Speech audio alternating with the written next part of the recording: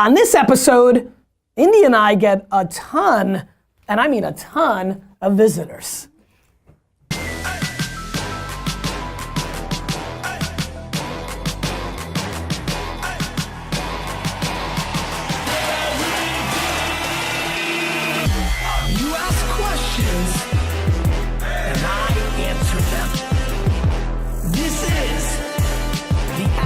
Gary Vee Show.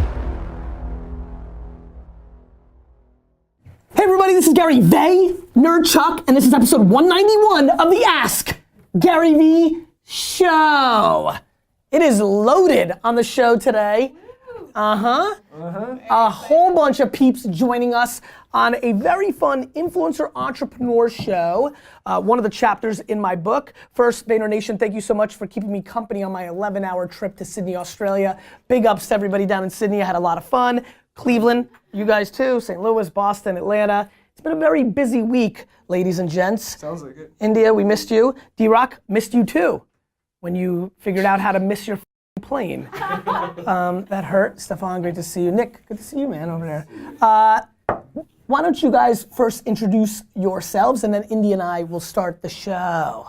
Why don't we start with the ladies? Awesome. My name is Sarah Deechi, rhymes with Peachy. I'm a filmmaker, photographer, YouTuber, and professional interneter. And how'd you get here? Because I think it's a great story. Yeah. So basically, I made a viral video around a filmmaker and YouTuber called Casey Neistat. He featured me in his vlog the next day after I made the video. And I knew I've been watching your stuff for about a year. And the first person I emailed was Gary. And the subject line was girl from Casey Neistat video. And so I was like, let's do this, Gary. Let's collab. Quick moving. Yeah. Awesome. It's great to have you here. So what happened for everybody from the story? How many subscribers did you have? How much after the Casey shout out? So I went from 4,000 subscribers to 100,000 subscribers, probably today. Wow. Yeah, I'm right at 99,000 right now. Vayner Nation. Come on, look it up. Somebody. So yeah. Don't be sleepy. Yep, in 2 weeks. Good for you. Yeah. Congrats. Thank Where you. Are you from? Originally from Dallas, Texas, and I live in Nashville, Tennessee. Love it. Yep. All right. I am Lauren Everett. I'm from The Skinny Confidential. It's a blog and book, and now a podcast. And I'm really excited to be here. I've been a blogger for 5 years. Awesome. Where do you live? San Diego and LA. We kind of go both ways. My name's Michael Bostic. I'm Lauren's better half, worse half? No, Fiancé. worse. Kind of the behind-the-scenes business half of her blog, which is crushing it. How did it start? So I started when I was a bartender. I was teaching beer bar. I was broke as a joke. And As a joke, India. It was bad. Do you know how broke you are when you're a joke, India? Really broke. Pretty broke. Really broke. Started blogging, was a blogger for free for 2 years, just continued to create value and content like you always say, and just love it. It's my passion, and I've been doing it ever since. What was your what was the thing that kind of started, like, did you have a break? What was the first moment that you got an interesting bump? It's honestly, there's no epiphany. It's like such a slow build. There's nothing where I woke You up don't and I was say. like, oh my No, God. you had it. I mean, Yeah, you had you your had moment. it. Yeah, I didn't And have by the way, anything. I had Conan, when I went on Conan 07 as a YouTuber, that was unheard of. The entire internet was like, whoa. Like a YouTuber on television? It was like, I mean, it's so crazy to think. I think to do something like this, you kind of just, like you said, she loves it, and Slow build. it's been a slow, there's never been like a moment she's been doing it every single day. Where did you start where did like the content start living? The content's on the blog, and that's my mothership, Yeah. and like the blog. Was Instagram a big thing for you? Instagram's big, but Instagram's fleeting, and everything that's just started to happen with it, like in my opinion, like You're sad about the algorithm. I'm not sad because I'm into Snapchat, so I don't give that. Can I cuss? No. Okay. No, I don't really give a shit about that. I mean, Snapchat is where like I'm focusing my attention. So Yes. Instagram, I'm just kind of like whatever. I mean, I still push that, but it's not my like favorite thing. Right. And what else? What else? Well, we're doing a podcast. It's the Skinny Confidential, him and her podcast. We're getting a male perspective. We're talking one night stands. That's me. His perspective's really rude, but it's His perspective on one night stands it's phenomenal. Oh, you saw it? No, but it's every dude's answer to that question. Like, that's a pretty universal point of view. so we're doing that. We're doing YouTube. You're down on that? I'm fine. I want him to give advice to women instead of men. I feel like there's so many people out there. I see. You're giving advice to women. I'm not.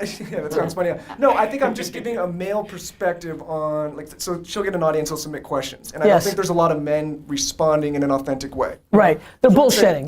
They're saying But Ferrari, right. Stefan's always like, no, I hate it because he's trying to be a gentleman, but deep down, when everybody leaves, he tells D-Rock, he's like, I love it. My whole thing is Like, you mean that? Yeah. Yeah. I just think there's a lot of bullshit guys on the internet right now, and to have No, good news. There's a lot of bullshit guys, period. You're right. Okay, yeah. You guys are bullshit. But he gives like a really. Bullshit. It's that guys are wired a certain way. It's just chemicals. You can't be mad at him. He's a hunter. He is a hunter, but he needs to rein it in and start giving advice to these girls about India, hunters. what do you think about all this? We should get into the show.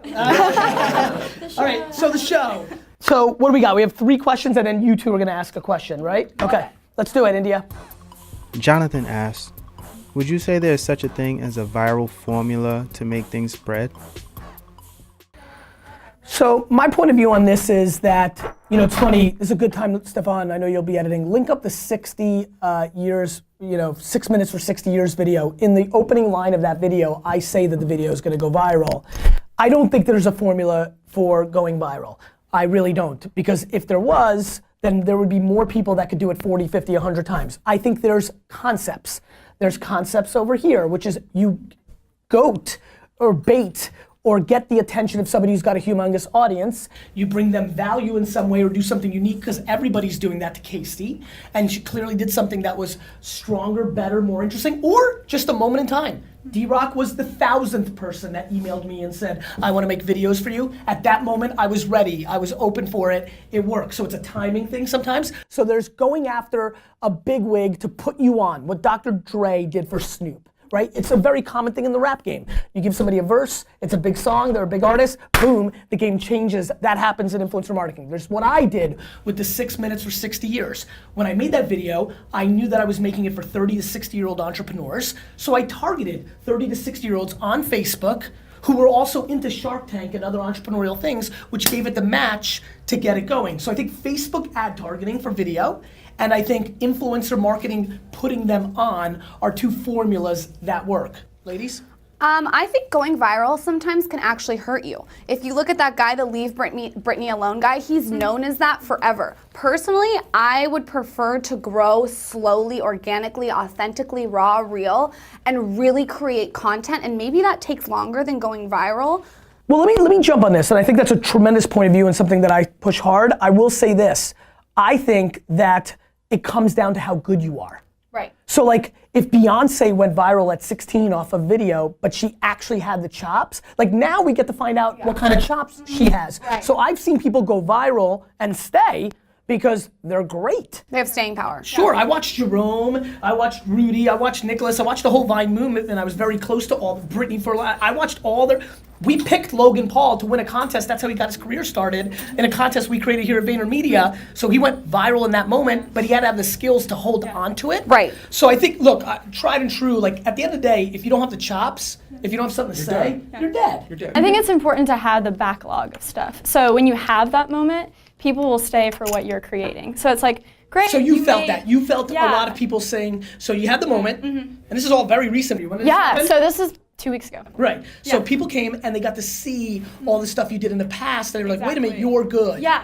And by so the way, I apologize to cut you off because I get yelled at for that. Like, I know. I'm not, I don't interview for a living. I bet you, I don't know this, I'm gonna actually text him and ask him. I bet you Casey probably even looked at that to make his decision for it to even have happened. Yeah. And so I think it's super important to put yourself in a position where it's like, okay, you have the right context for maybe a viral video, but make sure, like, are you in a point in your career or life to where those people are gonna stay? Right. So. Didn't you have something that someone told you about running a multi-million-dollar business, that you have to run a business like a multi-million-dollar business even if you're not a multi-million-dollar? No, I had some advice a long time ago. kinda like Guys, being I viral. was setting up a business, and the guy, I said, what do I do? Like, I have no idea. I'm just getting out of school. He says, set this business up. This is more had to do with accounting. He goes, set it up like it's a multi-million-dollar business so that you're prepared for when it gets there. So do So that it's with your there. YouTube. Yeah, Do exactly. that with so your like, do that with if your you social think you're gonna media have presence. $1 million viewers. Set it up to go viral. Set it up so that when you get those million viewers, Yeah. they want to stand there like, Yes. wow, this is legit. Like your content, you should be marketing like you're marketing to 10 million people. As in my long opinion. as it's authentically true to you. Yes. I think the biggest mistake that people make is fake the funk, and I do it in a business context. You might have seen these characters, back to guys being jerk-offs. Like you have all these guys that are faking entrepreneur life, like they're winning, but it's not true to them. And so when I hear what you guys are saying, which is right advice, I just want to make sure everybody means as long as it's true. Yes. That means the behavior, not rolling like you did it or acting like you're already famous. Yeah. Exactly. India, keep us moving. Nicole says, blogging since 2009. I know my target audience, I post regularly, and promote on all social. Numbers won't budge. Thoughts? My advice personally is to keep at it. Like it's something that I literally do 7 days a week. There is not one day that I've taken off in the last 5 years. You have to just crush it. You have to just keep Did you ever hitting it. get pushback to the word skinny? I mean, skinny is one of these new politically incorrect words like 3 years ago, and it's. You've wondered that? Yeah, great. So I'm answering the questions that it's interesting.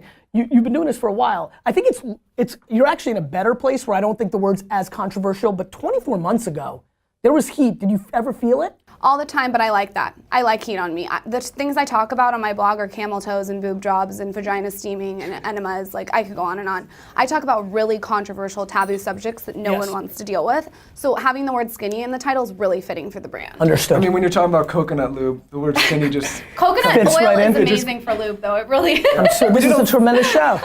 This is an experiment. Too. Everyone go home and try it. You will not be sorry. It's your birthday, D-Rock. I think that there is one thing.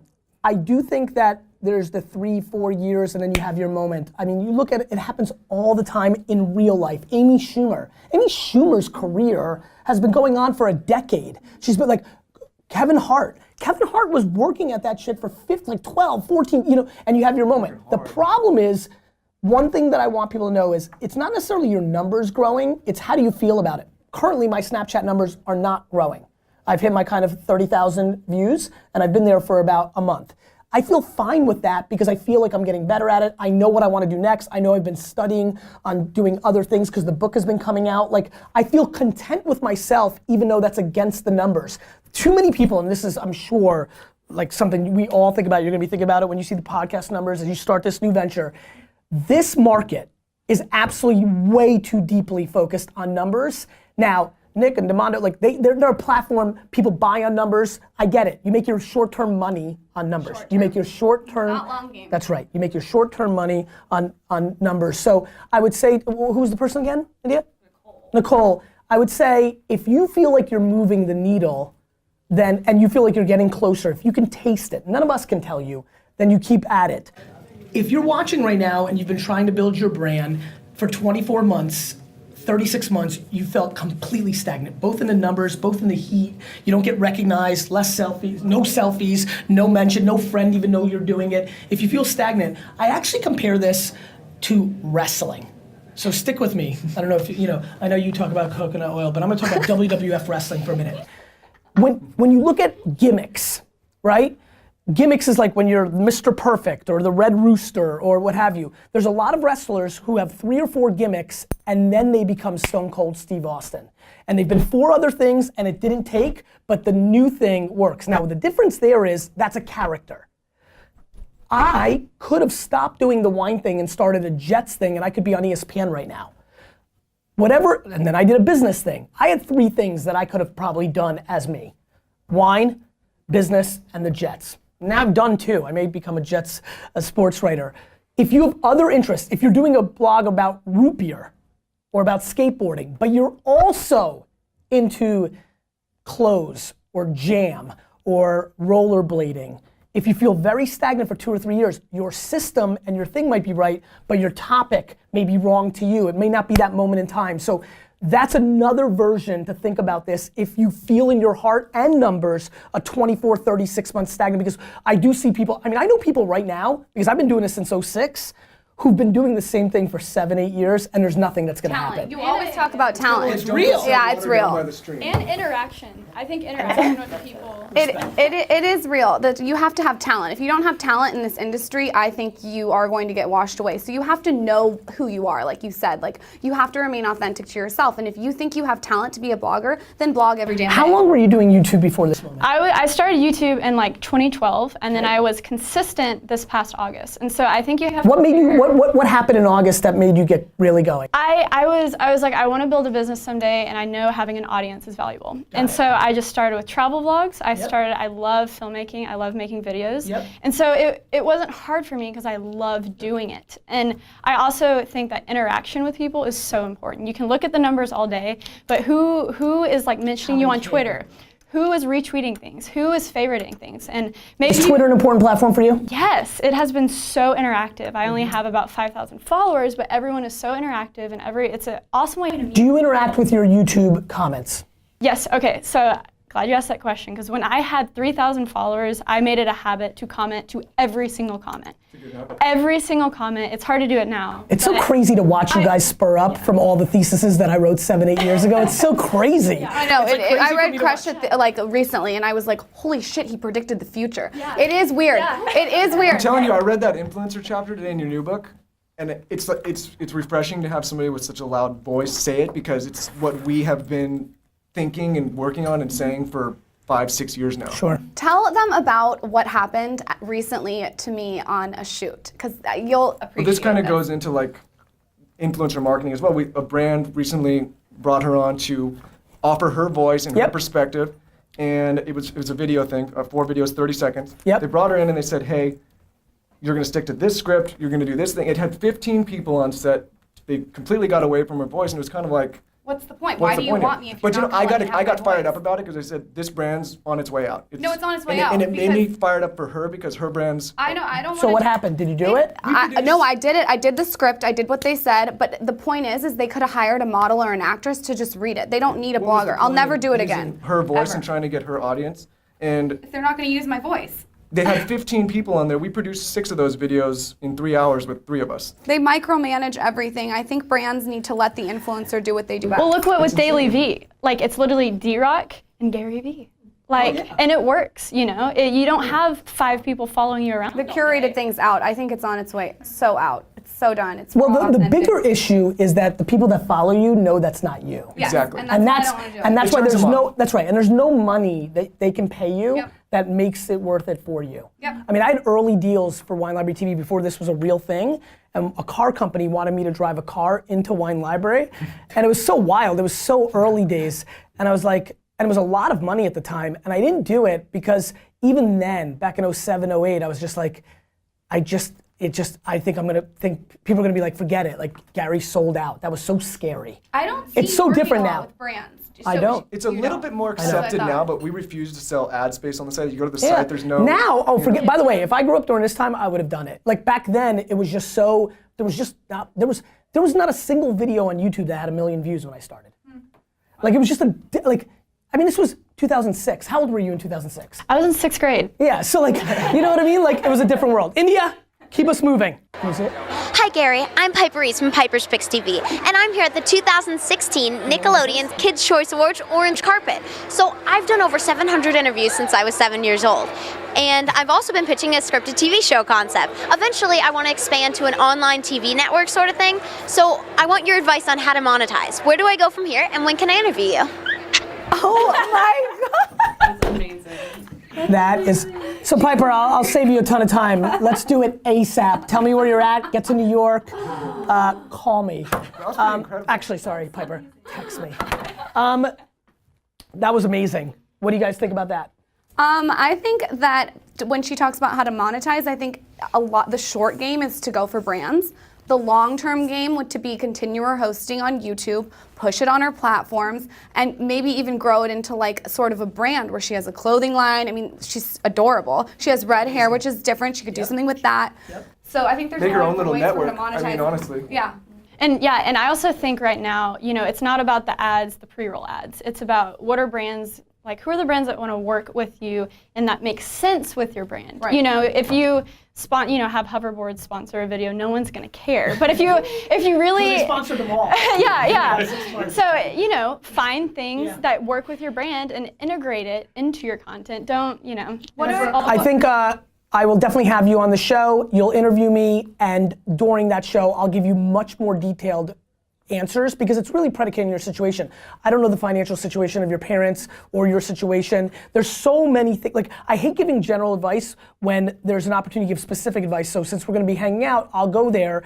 I think the longer you can wait, the more you will make if you've got the talent. And so I think that's the real key. I think the other thing is, you know, I noticed all the things you had there. If I were you, I would aggressively start looking at Musical.ly. I don't know what you guys are doing with Musical.ly, if either one of you are on it, but I think that is the absolute platform of junior high right now, and it seems like that would be a very smart place for you to go. So I would continue to be first mover in new places, because I think you're at such a young age where that could be a big advantage. Supply and demand is differently on Musical.ly than it is on Snapchat, Instagram, or YouTube. So we'll have specific advice for you, Piper, very soon. That was cool. All right, now you guys, what do you got? Okay, I was thinking of questions and I pretty much know all of the answers that you would say. So, yeah, I've been watching your stuff for a year. So I'll give you a question that a lot of people had was, if they're trying to start a YouTube channel, Yes. in your opinion, how do you break through all of the stuff that is on there right now? I mean, we've talked about it, you know the answer. Talent is the variable. I really do think self-awareness, it's why I put it on the cover of this book, is super important. You know, I spent a lot of time, like there was 3 things I could have started with, and I went with wine because I knew that I wasn't gonna be able to leave the wine business right away. I had a business to run, and so it was the most kind of like integrated thing that I could do. So you've gotta think about your subject matter. It has to be true to you. All of us have multiple things that are true to us. So I would sit down and first say, what do I actually know? I know how to be a 13-year-old. I know the 13-year-old's point of view on technology. Then I would go to YouTube and I would see how many people are winning the 11 to 15-year-old technology point of view content game. If there's nobody, I would say, and there's almost nobody, there's somebody for everything almost, but if there's not that many people or nobody really owning it, that's interesting. Versus, I also am a great skateboarder, oh crap, there's 97,000 people doing skateboarding. So first and foremost, I would look for the white space. Number 2, I do think that YouTube's a very difficult game, and I do think that whether it's Snapchat, though that's about to become very difficult as well, I'm gonna say it again, Musical.ly, or anything else that pops, I think using other social networks, white space, to drive awareness and attention matters. And then finally, I mean, we gave this question early on, I do think the blueprint of what you did with Casey, or if you've got a couple of bucks and you can run ads against, you know, people that are skateboard fans on Facebook, there is tactical things that can speed up your process. I do think influencers are the way to go. I think Piper, recalling it all the way back, should absolutely spend all her, if she loves it, spend all her time going to every Instagram account, every YouTuber, every Twitter account, and replying to people and saying, can I interview you? That's probably what she's doing if she's interviewed so many people. And the truth is, one more ask is one more at bat. So I would see that. And something to that, all of the things that 70% of the stuff that I've done on my YouTube channel is about other people. And so like series like Creative Space TV or anything, it's all about going to other people. You're siphoning people's audience. Exactly, and I'm leveraging others people's 100% audience for me. And I promote it. By the way, and I haven't looked enough, but I'm gonna make some assumptions here. Everybody does that. It's, you have to be good at it. Yeah. Like what you clearly have done is you brought value to, you know, when I put stuff out, I rarely do it, it's because somebody sings a book review of mine and kills it. You know, like it's somebody that has to bring value. Like if you've got a big audience, everybody's trying to get to you, everybody's trying to siphon your fans and, you know, link bait you. It's, can you bring value to that community and to that person? You know, it's funny, that's how she started. She started interviewing models, Instagram. Of course. My whole platform has been not competing, collaborating. Yeah, it's huge. Of course, when you're starting from the bottom, you absolutely either need money, you need an absolute unbelievable skill set of talent, or you need to siphon awareness from other places. But too many people like hit up people like, hey, you have 1 million followers on Twitter, can you give me a shout out? No. What kind of value are you offering that? 100%, and really not even like structuring like, and not the email that says, what can I do for you to do this for me? It's just doing it, and then like, you didn't You didn't text Casey and say, hey, I'm gonna do this for you. Yeah. Like you did it. Yeah, and I had 4,000 people who really cared about me because I had built that relationship with my YouTube audience for years. And so when at the end of the video, I was like, all right guys, let's tweet this to Casey. Let's get it to him. People were stoked about it. Jace Norman, the Nickelodeon star, did the same thing to me. Like all of a sudden I just got on a plane and had like 7,000 tweets from the Norman Maniacs or whatever. All right, your question. Okay, my question is, when did you decide to build and why your personal brand instead of focusing on other people's brands? So, like, how did you decide to just put all your eggs in this basket as opposed to kind of putting your eggs in a bunch of different baskets? For me, it's because I'm actually a business operator. Like I built a big wine retail and e-commerce business before I became Gary Vee. I mean, don't forget, very different than you guys and most of people's tracks now. I was 30 years old and had built a business before I ever made my first video. I didn't grow up in this generation. Wow. If I did, I probably would have. I probably wouldn't have, we'd probably be laughing right now and showing videos of baseball card kid, Gary, it's like a 15-year-old saying, buy the Frank Thomas rookie card. Like I just didn't grow up in that era. And so for me, I'm the reason I could build VaynerMedia and the reason I don't, just live off of being me, like I always say, like I'm the CEO of VaynerMedia. I run businesses. I'm a venture capitalist who plays Gary Vee at times. I like this. Like I think it's important. It brings opportunity, but it's at the end of the day, in my purest form, I'm a businessman much more than I am a personality. And so what VaynerMedia did for me was it scales my marketing skill set to deploy against people or brands or my own brands. I want to buy brands in the future, so that's kind of my play on that. Love it. Yeah, I think for everybody, you need to really think about how you want to monetize this. Are you going to deploy it against a product? Like, I had a deal from Target and CAA to do a wine glass that I probably would have been millions of dollars on. It would have been in every Target store. It would have been the big wine glass. It would have been the product this season. I didn't feel like I could vig the outcome. And let me break this down. This is gonna be the most valuable part of things. The place where you wanna make your money is the place where you think you have the most control, not where you can make the most money. That's great. And it's something that I haven't really talked about, so I'm glad, I feel like we got to something. We've kind of been battling that on the blog. Can you like elaborate on keep this? going. Okay. Books are an interesting place that I play in. It's one of the places I monetize because I can control it. I sell the books, not HarperCollins, not Amazon, not Barnes & Nobles, me. I can dictate it.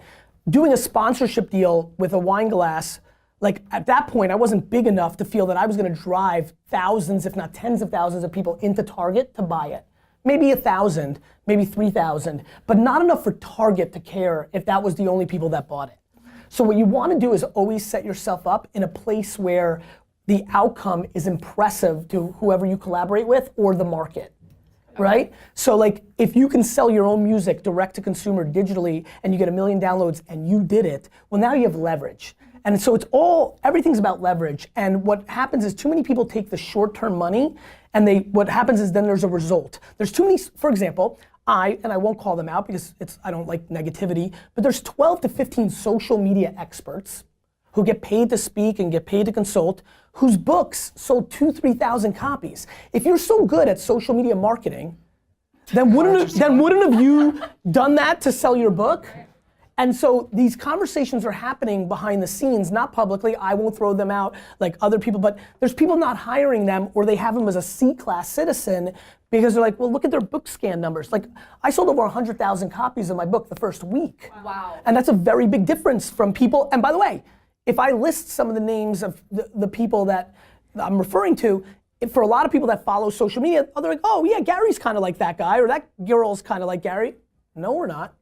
Like, they didn't build $100 million business. They didn't sell 100,000. And so for me, I have the audacity and bravado is because what I preach is also what I use to create results. You guys, look, you guys are living it, and you think I'm doing the right stuff, and I'm an old dude, right? Yeah, like, that's cool. I'm doing Snapchat right. I'm doing vlog right. I think it tells us like our ship's in the right direction because there's a lot of people when we first started, they're like, what the fuck are you doing? Yeah. Why are you taking these pictures? Like, It is cool that you're this age and you know how to do social media. Listen, it's I'm almost dead, and I'm like. Aren't you the only social media expert that's ever been on the New York Times bestseller? No, I'm sure there's others, and I don't really even know what where the line is of social media expert or what have you. But look, I have real results. Like this book is, we just found, oh, thank you, that's a good segue.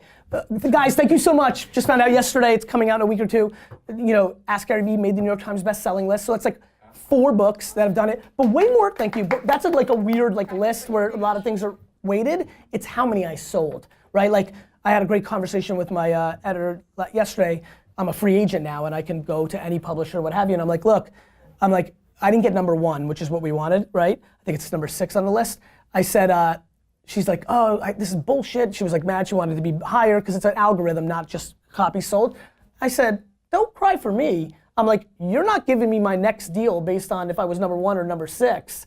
You're giving me the next deal based on how many were sold. Right, you made $3 million in revenue. Like that, you know, like that's what, so I think you have to know what your North Star is. All right, any question you like. This is a bunch of marketing people, business people, entrepreneurs. This would be a smart time to ask a question that you might get value from Facebook and YouTube.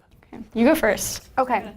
Okay, where do you guys see Snapchat in the next 2 to 3 years? Great question. Okay. Do you guys think Twitter is dead? Because I'm really liking it. Still. Really good questions. Guys, thank you for being on the show. My man. Thank you for having us. Thank you for educating the women of America. Thank you. You're welcome. You're welcome. Oh, one more thing. I'm giving out 3 Ask Gary Vee books, so find me on Twitter. Retweet my pinned tweet. I'm giving out 3 on Snapchat. I'm giving out 4. You keep asking questions, we will keep answering it.